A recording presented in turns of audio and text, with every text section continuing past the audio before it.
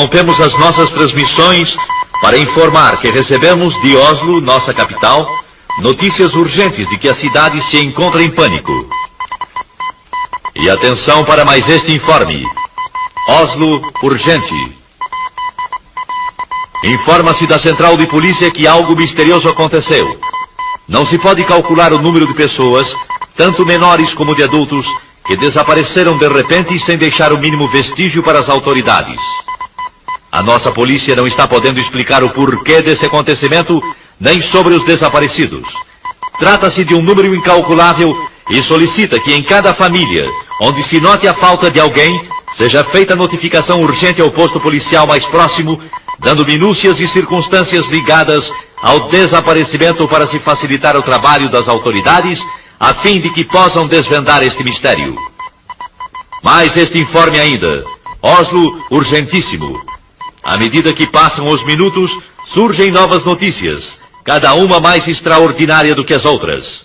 Da praça central desta cidade, muitos comerciantes, em meio aos seus afazeres, servindo a freguesia, desapareceram.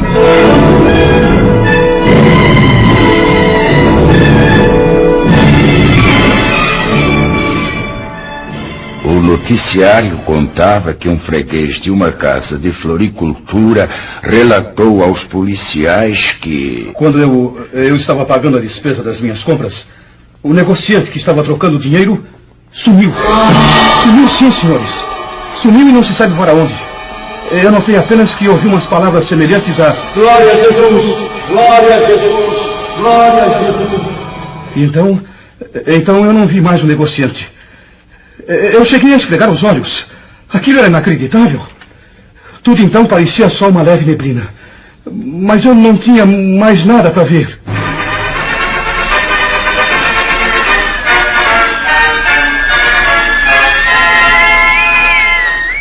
Oslo, capital, urgente.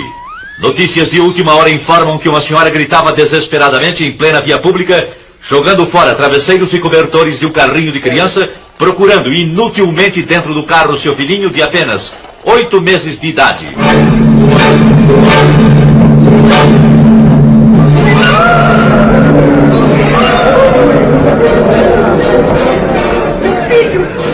Meu filhinho! Onde está ele? Socorro, ajude-me! Alguém roubou meu filho! Ele estava há pouco deitadinho dentro do carro e já não está mais! Socorro! Meu filhinho desapareceu! Onde está a polícia? A polícia, entretanto, estava lá. Para quê? Que poderia fazer?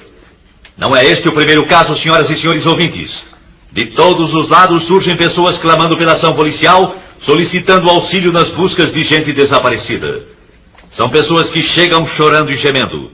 Um negociante, há poucos instantes, abandonou sua loja e, correndo rua abaixo a plenos pulmões, alarmava. Socorro! Socorro! Eu não sei como, mas 2 empregados de minha loja acabam de desaparecer!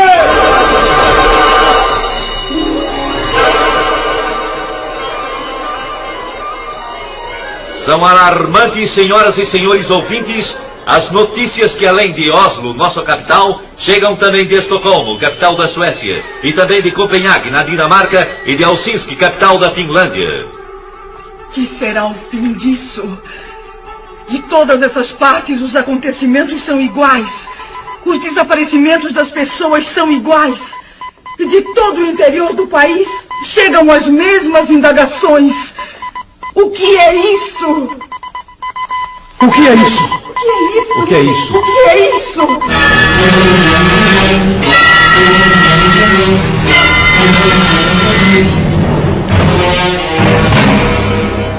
A esposa do Sr. André, impressionada com tais acontecimentos, pergunta-se, temerosa e aflita: Deve ser isto que está acontecendo. Oh, Senhor Deus, ajuda-me a compreender. Resoluta, vai à porta da rua de sua casa. Olha preocupada para fora. Tudo na vizinhança sempre foi calmo.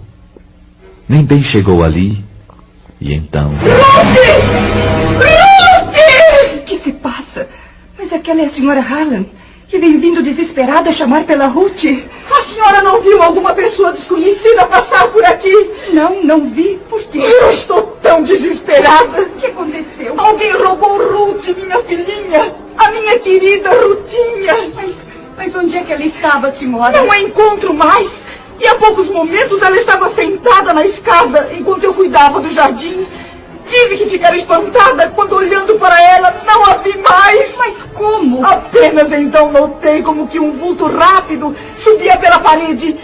Olhei para os lados, para cima, e não a vi mais. O que é isso? Não sei mais fazer. Oh, Deus me ajude a encontrar a minha filha querida. Ruth! Ruth, minha filha! Onde está minha filha? O que foi feito dela? Eu quero a minha Ruth! Pobre senhora Haller, como está sofrendo. Estou perplexa com este acontecido. E é igualzinho ao que o rádio está anunciando. Hã? Mas que é aquilo? É o meu marido, sim. É o André, e vem vindo apressado como que de volta para casa. O que aconteceu, André? Você chegando em casa a esta hora, tão cedo. São apenas 9:30 da manhã. Oh, minha querida esposa, eu nem sei como lhe explicar. O que foi que houve? Algo muito estranho está acontecendo. Muito estranho? Lá na oficina a confusão é geral. Por quê? Ninguém entende mais nada. De um momento para o outro, alguns colegas desapareceram. O quê? Como se tivesse combinado, entende? Desapareceram sem nenhum aviso. As máquinas estão paradas. O que é isto, meu Deus? Como é que pode, André? Nós pensamos primeiramente em tratar-se de algum desastre. E então começamos a procurar pelos colegas. E nada? Não encontramos nem vestígios deles. Absolutamente nada, André. Absolutamente. E enquanto estávamos a nos entreolhar uns para os outros, ficamos espantados. Quem? Como que, André? Um dos colegas nossos começou a gritar e a chorar. Era justamente aquele companheiro que sempre dizia ser crente em Jesus e ia constantemente à igreja. O que é que ele dizia? Falava desta maneira: agora sim. Agora foi. Já não há mais jeito. Ah, como é triste. O que farei agora? Foi Jesus. Sim, foi ele que veio buscar o seu povo e eu fui exilado. Que farei? E então caía num pranto desesperado. Você, André? Eu lhe disse para que se calasse. Que não falasse tolices. Mas qual? Ele continuou a gritar e eram horríveis os seus gritos. É inacreditável. Enquanto ele continuava a gritar, tivemos a nossa atenção voltada para os outros que ficaram nas mesmas condições.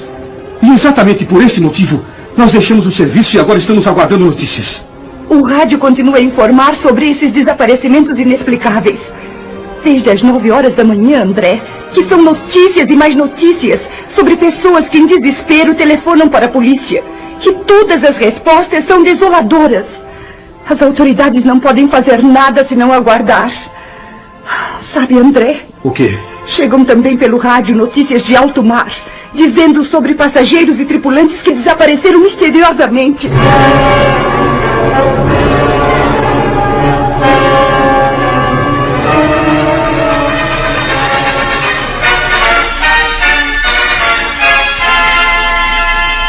Notícias de última hora. Da maternidade desapareceram todas as crianças recém-nascidas. As mães destas crianças gemem de dor e tristeza e espanto. Médicos, enfermeiras, assistentes estão perplexos, inclusive pelo motivo de estarem faltando também alguns de seus colegas. Acertem seus relógios, exatamente 11 horas da manhã. Notícias de Londres anunciam que desde as 9 horas da manhã, os comunicados recebidos de toda a Inglaterra dão conta do inexplicável desaparecimento de pessoas de toda classe social e idade, da mesma maneira, sem explicação alguma. Sabe-se em todo esse mistério que diversos pastores e sacerdotes chamaram os membros de suas igrejas e notaram que os que desapareceram eram justamente os mais piedosos e obedientes a Deus, os mais fiéis nas suas orações, os que dificilmente faltavam aos cultos. Um dos pastores, entre os mais conhecidos de grande igreja, expediu um comunicado convocando todos os seus auxiliares para uma reunião que deverá ser realizada ainda nesta noite. Já são passadas mais de 3h30 desde a primeira notícia deste estranho acontecimento mundial. Dos lugares mais distantes chegam as mesmas notícias. A que mais chamou atenção é a que veio lá da Coreia. Também da Coreia? E qual é? Lá se calcula centenas de milhares de desaparecidos. E entre eles muitos militares das Forças Unidas.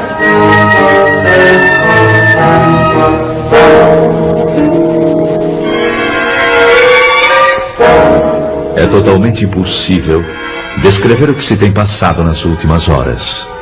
A angústia toma conta de todos. As ruas estão agora com o movimento desusado. Pessoas correndo, chorando, chamando e clamando. As mães aflitas à procura de seus filhos, e no meio destes clamores também há os que zombam e amaldiçoam a Deus e aos próprios homens. Um senhor correndo com os punhos levantados gritava: Cuidado, gente! Cuidado! Ele vem nos pegar um por um! Com certeza perdeu o juízo! Uma senhora de idade, parada, com as mãos postas, olhando para o alto, clamava: Oh, não, não!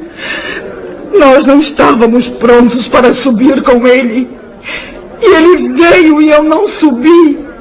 Agora terei de ficar. Daqui para frente ninguém mais será levado. Oh, Senhor Jesus! Oh, Jesus, ajudai-nos! Eu sei, bem sei, não adianta mais. E eu que sempre fui religiosa durante toda a minha vida, mas que nunca pensei que ele viesse assim tão depressa. Oh, eu devia ter cuidado mais de minha vida espiritual.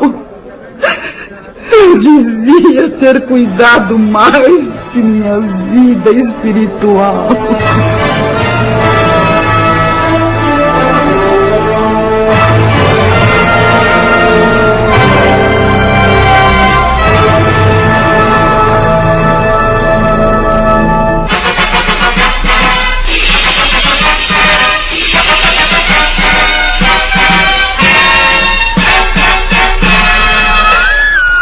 Com informações recém-chegadas, informamos as senhoras e senhores ouvintes que das estradas de ferro chegam-nos notícias de que não houve propriamente nenhum desastre, mas são muitas as composições paradas, algumas até sem os seus respectivos condutores. Todas as buscas feitas têm resultado em vão. Há também passageiros que desapareceram. É o mesmo nas estradas de rodagem. Alguns jornais da tarde não entraram em circulação. Perturbação e nervosismo têm dificultado os trabalhos das autoridades, que se esforçam para a complementação de um relatório exato do número de desaparecidos. Cientistas reunidos e meteorologistas trabalham sem repouso, procurando elucidar o mistério, segundo seus conhecimentos e experiências.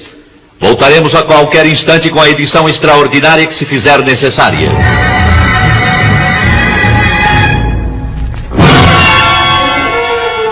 Lá dos Estados Unidos da América do Norte chegam também notícias. Primeiramente dos Estados do Leste. E que dizem elas? O fenômeno é o mesmo como aqui na Noruega. Lá aconteceram desastres graves, com perdas de muitas vidas. Os jornais prometem dar informações mais claras sobre tais acontecimentos nas edições de manhã. Vamos aguardar agora o noticiário radiofônico das 20 horas.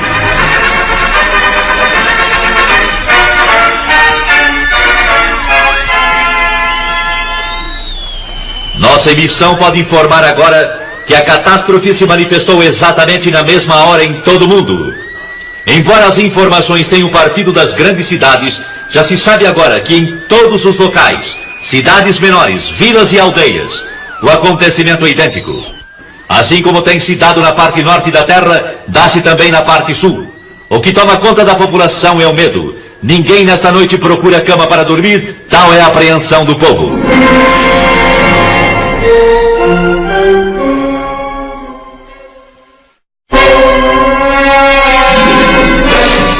São histéricas as discussões nas ruas por causa de parentes e amigos desaparecidos. Eu sei, eu bem sei. Entre a confusão, suscita-se no meio do povo que tais acontecimentos devem ter qualquer relação com os crentes ou com os evangélicos.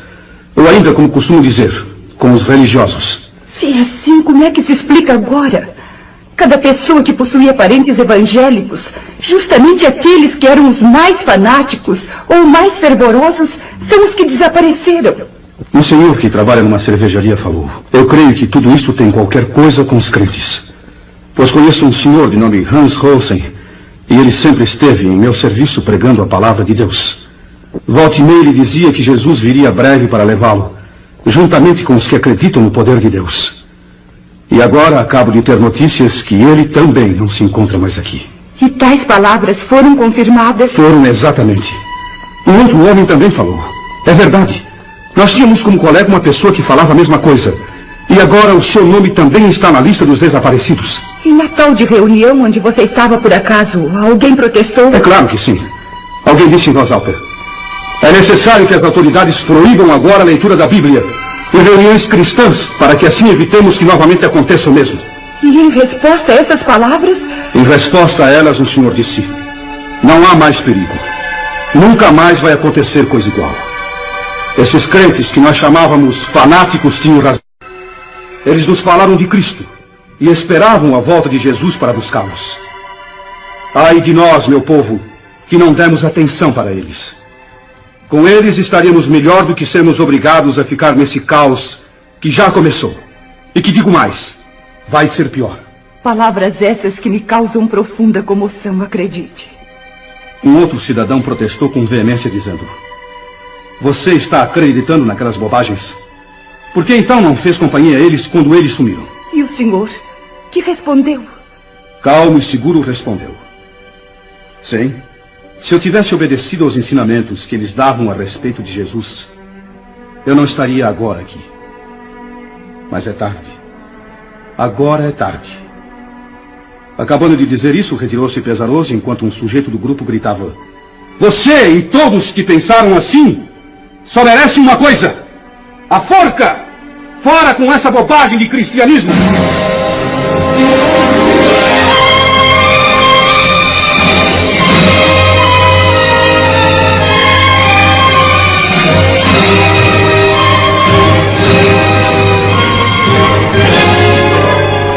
No dia seguinte, nem o rádio podia dar informações para esclarecimento do grande mistério.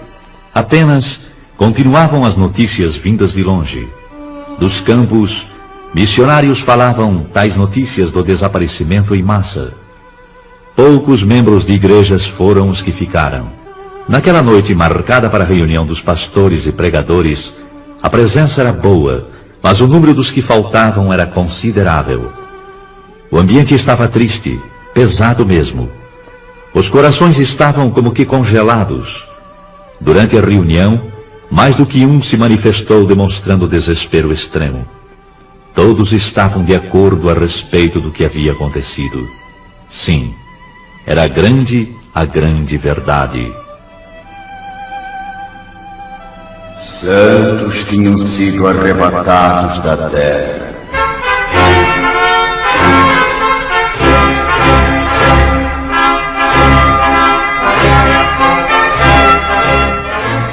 A noiva de Cristo foi levada ao céu. Entre alguns crentes, houve a confissão de que, apesar das preparações teológicas e estudos da palavra de Deus, nunca chegaram a compreender que aquilo seria uma realidade. A verdade é que estavam completamente estranhos ao novo nascimento e longe da adoção de filhos. Um dos mais novos falou: eu nunca aprendi assim. Os professores nunca nos falaram que ia ser como se deu estes dias. Houve nesse momento certas tendências para discussão. Porém, os ânimos estavam abalados demais para que saísse algo aproveitável. E um jornalista presente escreveu: a conclusão dos crentes que ficaram é a seguinte: o que se passou nestes dias, sem dúvida, foi o que está predito na Bíblia Sagrada, ou como está escrito sobre a assunção da noiva, ou que Jesus levou os seus. Isto é tudo que podemos informar no momento. Este comunicado, porém, não foi publicado. As autoridades acharam que tudo aquilo era produto da mente nervosa dos evangélicos e seus ministros. Foi ainda qualificado de fantasia, sem ter nada de realidade. Depois de um acontecimento de envergadura, qualquer pronunciamento de esclarecimento só poderia ser dado pelo governo. E se for provado que tem relação com a religião cristã, o primeiro passo deve ser o do fechamento das igrejas e outros lugares de pregações evangélicas, até que o caso seja devidamente esclarecido. Mas já não se trata de caso nacional, e sim de internacional. No campo religioso, nas igrejas, o ambiente geral é de tristeza. Mas no domingo todas as igrejas e templos estavam repletas. Em certas igrejas não havia pastor. E aqueles que nunca faltavam nos cultos estavam ausentes. Muitas igrejas estão com um número muito reduzido de membros, e em lugar dos crentes estavam aqueles que anteriormente haviam desprezado as mensagens. Eu vi que o povo estava ansioso para conhecer a palavra, mas a Bíblia era como um livro selado.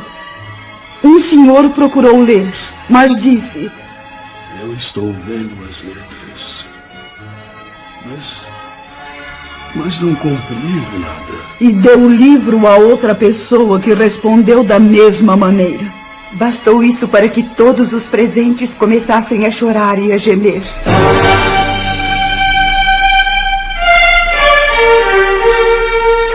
Mas a população em geral culpava os religiosos por tão grande calamidade. Tudo isso tem acontecido unicamente por causa dos crentes. Sim, é isso mesmo. Esta praga tem vindo sobre nós unicamente por causa deles. Vamos até a igreja e vejamos o que podem eles nos explicar. E a explicação dos que ficaram foi simples, triste e com poucas palavras. O tempo da graça terminou. Mas algumas palavras e no culto iniciou-se a confusão, bem como em todas as reuniões realizadas para tais esclarecimentos. Alguns, levantando-se, começavam a culpar o pregador. A culpa é sua! Muitos não subiram porque você nunca esclareceu como deveria fazer, anunciando que a vinda de Jesus estava perto. Nunca esclareceu que devíamos ter um coração purificado e cheio do Espírito Santo, e que sempre deveríamos estar retos diante de Deus e também dos homens. Agora eu sei o que foi que me impediu de ir de encontro a Jesus. Foram justamente as mínimas coisas que eu julgava sem importância e que não me impediriam de ir ao céu. E eis que aqui estou. Tem misericórdia de mim. Ajuda-me! Ajuda-me! Calem a boca. Eu fiz o meu dever. Fiz o meu dever e fiz mais ainda.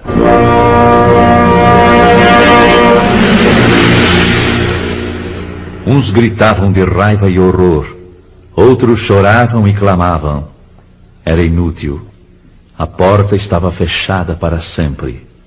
Não adiantava bater e dizer que tinham comido na presença do Senhor, que oravam, que eram obedientes. Não havia mais oportunidade. É quase impossível descrever os dias que se seguiram. Expectativa terrível, sofrimento sem par manifestou-se em todos. E foram lembrados os convites feitos pelos pastores e o desprezo com que receberam esses convites. Muitos que eram chamados de crentes, agora compreendiam que a fé que professavam consistia apenas em palavras ocas e frases costumeiras. Alguns iam às igrejas apenas para acompanhar amigos. Outros, porque gostavam de cantar no coro, tocar instrumentos e outros interesses, sem possuírem o verdadeiro desejo de ouvir e obedecer a palavra de Deus. Não eram nascidos de novo, nem tinham o selo da promessa, nem adoção de filhos. Não tinham, portanto, direitos sobre a herança. Para certas pessoas, a igreja era simplesmente uma sociedade, um local para passarem as horas vagas. Mas agora estes mesmos clamaram: Senhor, abre-nos a porta.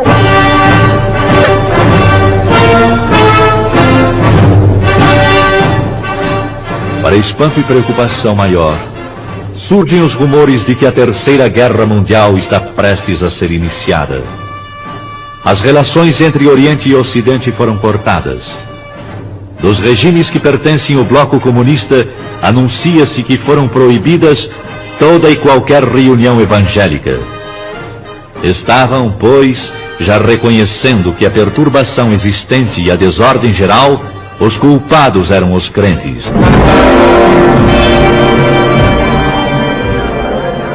Para maior confusão, é anunciado que está em vigor a pena capital para todo aquele que pronunciar o nome de Jesus. Então é chegada a hora de varrer sobre a terra a praga chamada cristianismo. Morte certa também, para os que guardam em sua casa alguma coisa que faça lembrar de Jesus Cristo e seus ensinamentos.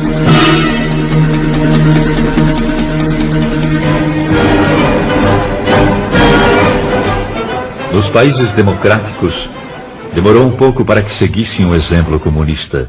A maioria descrente, tanto da população como nas camadas governamentais, exigiram aquelas medidas, procurando assim garantir o povo da perturbação nesse sentido. Foi, pois, aprovado em todos os cantos da terra a mesma lei, ou seja... Morte para os chamados crentes. Bastará pronunciar o nome de Jesus para sofrer a pena capital.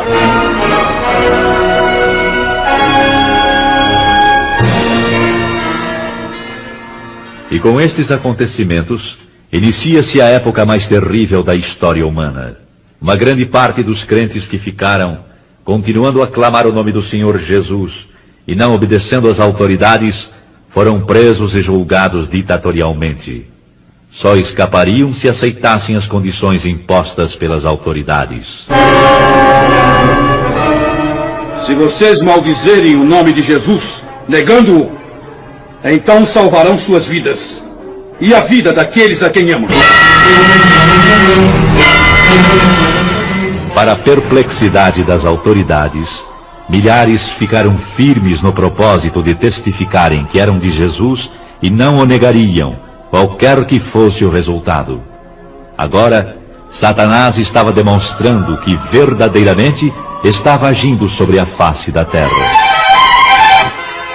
Ai dos que habitam sobre a terra. Uma parte grande desses novos crentes não resistiram às ameaças e aflições. Negaram a fé. Negaram o Cristo.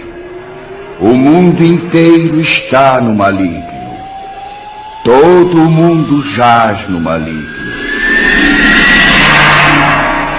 As nações chegaram neste momento a ter uma só ideia e a colocá-la em prática. Exterminar com o cristianismo e extingui-lo para sempre. O príncipe deste mundo toma poder completo. E filhos acusando seus pais, entregando-os para morrerem. E assim a Escritura, segundo São Lucas 21:16, se cumpriu quando diz: E até pelos pais, irmãos, parentes e amigos sereis entregues e matarão alguns de vós.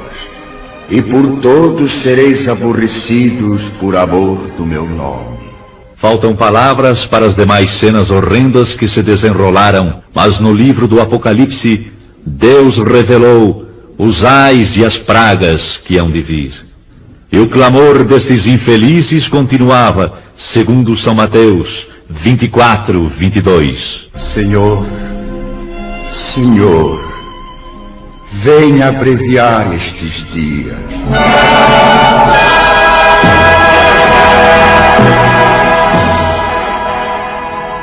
E assim termina a descrição da revelação que a mim veio quando me encontrava no dia 11 de dezembro de 1952 em Bergen, na Noruega.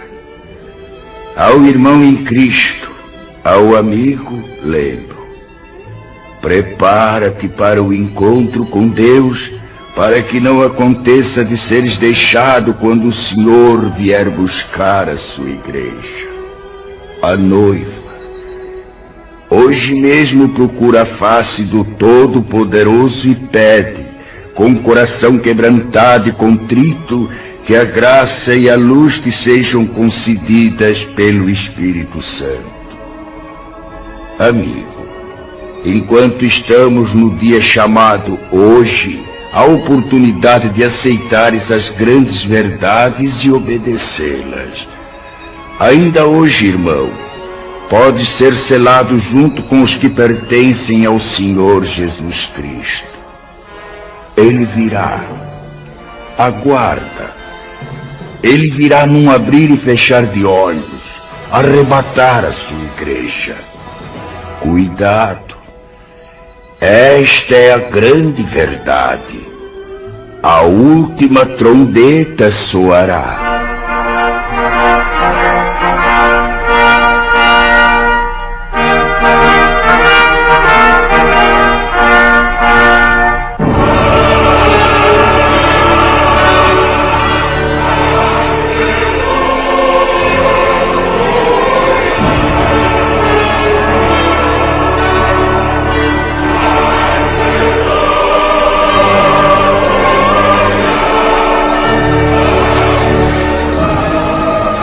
Esta foi a revelação recebida por um servo de Deus, Olaf Rode, sobre o arrebatamento da Igreja de Cristo. Seu tradutor é o virtuoso missionário Eric Alder Peterson, que lembra a todos esta seguinte advertência autêntica: a vinda de Jesus está próxima. E como vai ser quando ele vier e os dias que se seguem? Podemos relembrar nestas poucas cenas que ouvimos, com todas as ocorrências, que milhares sejam despertados e se preparem para o grande dia da última trombeta. Tudo começou naquela quinta-feira, 11 de dezembro de 1952. Na cidade de Bergen, na Noruega, eu estava orando a Deus pela manhã em casa de um irmão na fé. Fiquei muito comovido. Veio-me uma revelação tão nítida como se eu a tivesse lido de um livro ou de um jornal. Naquela época eu não tinha em meus pensamentos algo especial que me chamasse a atenção sobre arrebatamento. Naquele momento senti que deveria escrever o que estava presenciando, mas quase não a considerei como revelação de Deus. Pensava tratar-se de um fruto de minha própria imaginação. Procurei esquecer escapando aqueles pensamentos, mas faltou-me tranquilidade. E para resolver o dilema, orei a Deus. Senhor, não posso me lembrar de tudo, mas se for de tua vontade, revela-me novamente e eu publicarei esse acontecimento.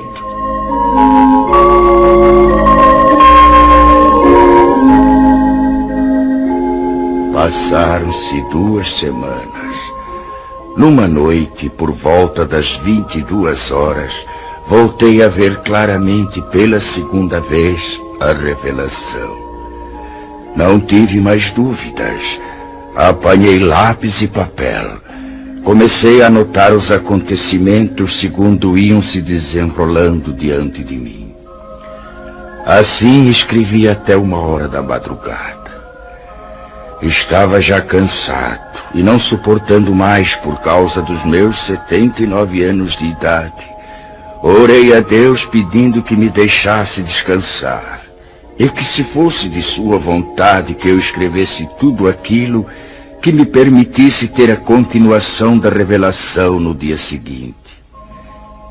E fui me deitar logo adormecendo.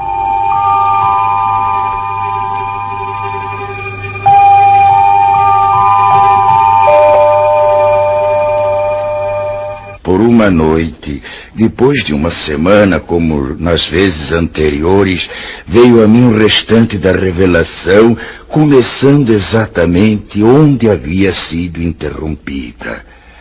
Esta é a descrição de como veio a minha revelação de Deus. Espero possa ela despertar mais almas para se dirigirem a Deus, antes de soar a última trombeta.